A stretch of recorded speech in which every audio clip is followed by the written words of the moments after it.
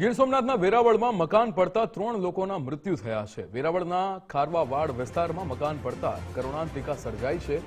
80 વર્ષ જૂનું મકાન ધરાશાયી થતા 3 લોકોના મોત નીપજ્યા છે। મોડી રાત્રે 3 માળનું મકાન ધરાશાયી થતા અફરાતફરી મચી ગઈ હતી। દુર્ઘટનામાં માતા પુત્રી સાથે બાઇક ચાલકનું પણ મૃત્યુ થયું છે। સ્થાનિક પ્રશાસને 2 લોકોને ઘટના સ્થળેથી રેસ્ક્યુ કરીને બહાર કાઢ્યા હતા। મોડી રાત્રે આ 3 માળનું મકાન ધરાશાયી થયું હતું। આ ઘટના બની જેમાં અત્યાર સુધીમાં 3 લોકોના મૃત્યુના સમાચાર સામે આવી રહ્યા છે। સ્થાનિક પ્રશાસન દ્વારા પણ રેસ્ક્યુ કામગીરી હાથ ધરવામાં આવી હતી અને 2 લોકોને ઘટના સ્થળેથી રેસ્ક્યુ પણ કરવામાં આવ્યા હતા। 80 વર્ષ જૂનું આ મકાન કે જે ધરાશાયી થયું હતું અને જેમાં 3 લોકો જેના મૃત્યુ થયા છે। વેરાવળના ખારવાવાડની આ ઘટના છે। વેરાવળમાં મકાન પડતા 3 લોકોના મૃત્યુની ઘટના સામે આવી છે।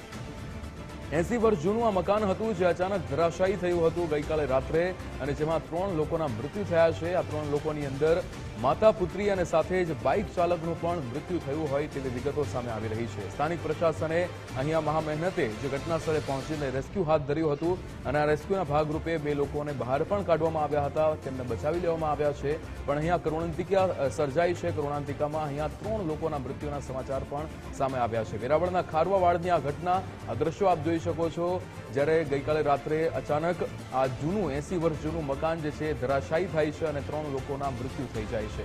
મોડી રાત્રે આ ઘટના બને છે। 3 માળનું મકાન અચાનક ધરાશાયી થતા અહીંયા કરુણાંતિકા સર્જાઈ છે।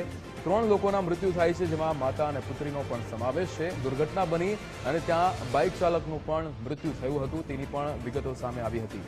વેરાવળની અંદર આ ઘટના બની છે। 3 માળનું મકાન અચાનક ધરાશાયી થયું છે અને ત્યારબાદ 3 લોકોના મૃત્યુના સમાચાર પણ સામે આવ્યા।